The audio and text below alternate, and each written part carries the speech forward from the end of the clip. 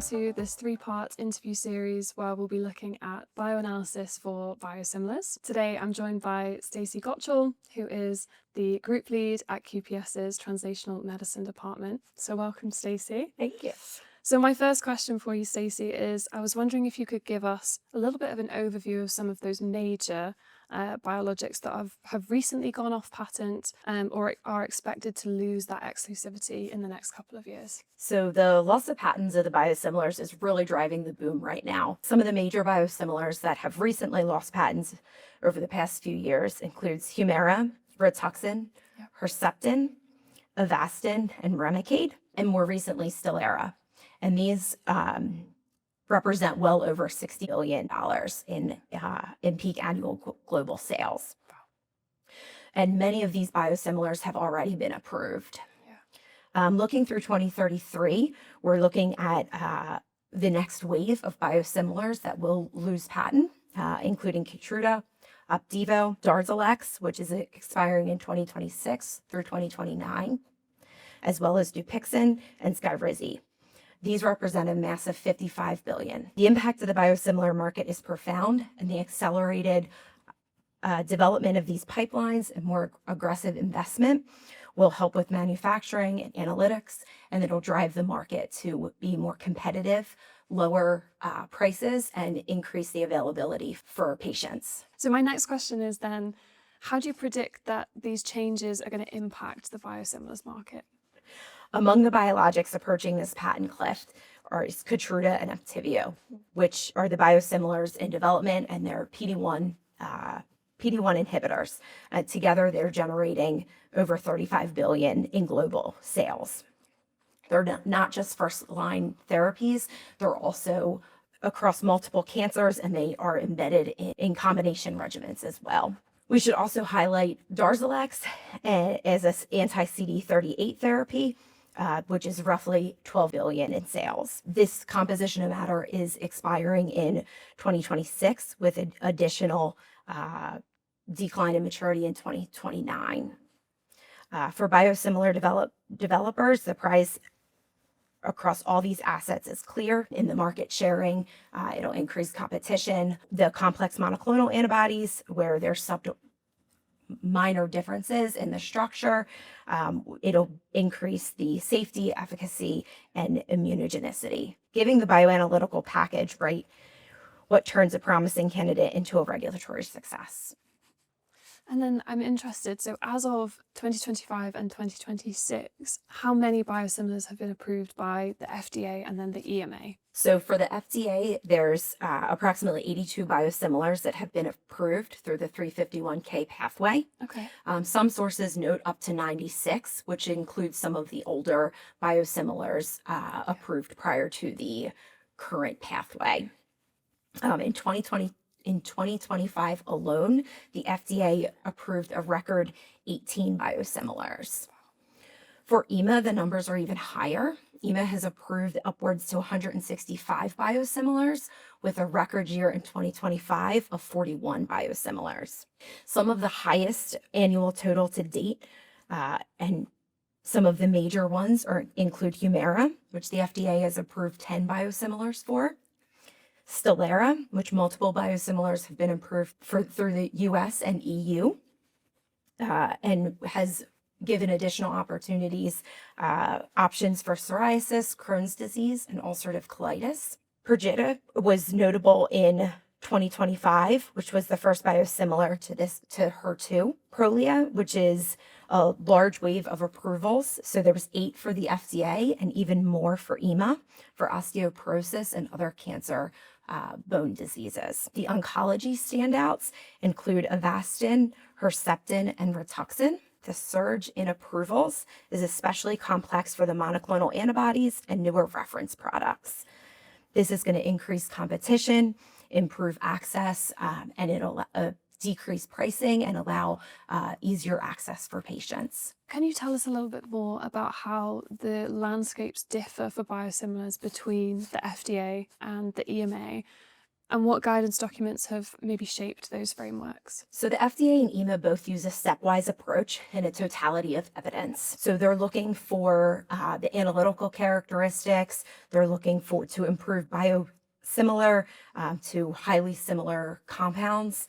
They're doing at a molecular level. Then moving into non-clinical studies, into clinical studies, and potentially clinical efficacy data.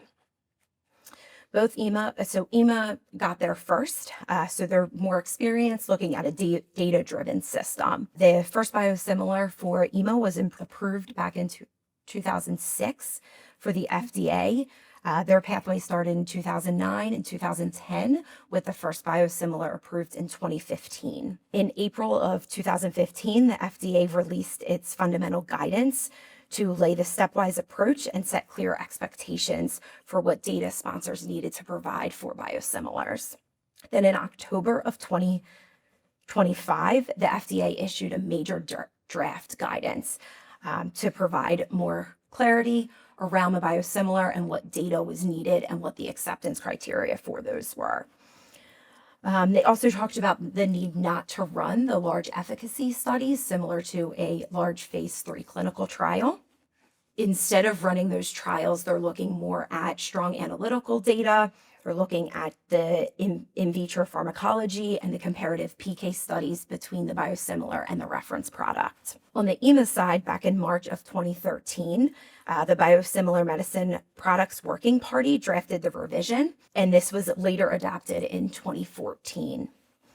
This became the cornerstone of the biosimilar development in Europe, reinforcing the comparability exercise. In April of 2025, EMA released its draft for clinical approach in biosimilar development.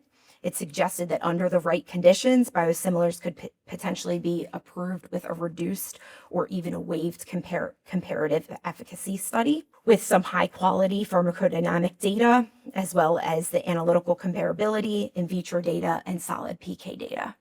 So the latest FDA and EMA documents, they place a much greater emphasis really on strong analytical data.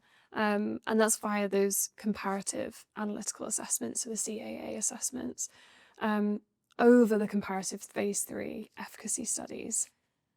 Can you tell us a little bit about what factors drove that shift and how this is going to be significant for developers? This represents a real shift in how biosimilars are developed and approved. For years, sponsors were using the expansive comparative studies, similar to the large phase 3 trials, and how well the biosimilar performed in the patient population. Now both the FDA and EMA are saying if your analytical data is truly rock solid and a comparative analytical assessment, those big efficacy trials aren't necessary.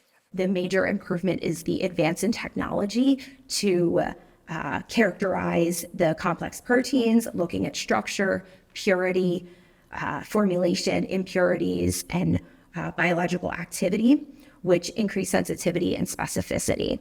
Regulators have come to realize that these sophisticated lab-based methods will find any differences in your biosimilars or your reference product than compared to the large population trials. The second is the real world experience. So both EMA and FDA have reviewed many biosimilar studies with the first approvals in 2006.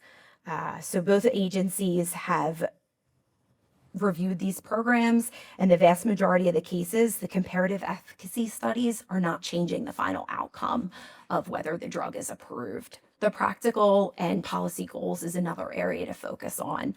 So the large efficacy trials are very demanding. Their cost is high. They take 1 to 3 years to complete. Drives an overall development to increase the speed of the development, making sure there's not delays in the market, and getting the biosimilars to the patients in faster and at a more cost effective. With the updates in 2025 and over a decade of experience with the analytical tools, we're seeing both agencies coming together and getting on the same page of whether those efficacy trials are needed. If you have the strong analytical data to show the similarities with your compound, as well as the comparative clinical studies, they may be wavering the need for some of the efficacy trials. I was wondering if you could share some examples of biosimilars that QPS specifically has supported in development, and maybe among those molecules or indications that you've worked on specifically, which ones stand out for you in terms of their significance or maybe their associated challenges? So QPS has supported 6 biosimilars: Avastin, Remicade, Rituxan, Herceptin, and Humira. We've also developed and validated robust bioanalytical methods to support several other key biologics, including Keytruda, Stelara, Darzalex, and cetuximab. One of the most memorable challenges was with the early rituximab program. We had the simultaneous approvals in both US and Europe.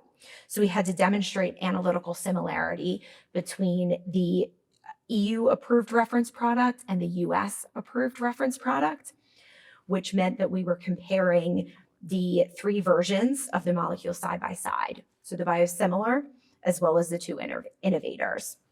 It significantly increased the complexity of both the method development and the validation with the workload.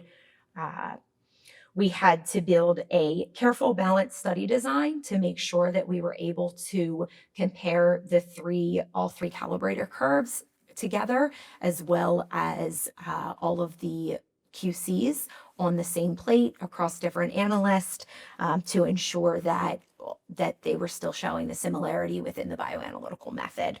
Another notable case involved developing 2 separate cell-based neutralizing antibody assays. At this time, it was still highly debatable whether a single method or 2 methods was the appropriate approach. And with the cell-based NAb assays, it's difficult to keep one going, so that the time constraints that go into keeping the cell-based assay ready and throughout the life cycle of the program, we had to make sure that we were maintaining 2 separate assays. And so thankfully, the field has really gone into looking at a single assay approach, which has really helped with some of the early work that was done and how much work was going into those methods. So we're going to wrap it up there for part 1, but please join us for part 2, where we're going to be looking at method development and best practices for PK similarity studies.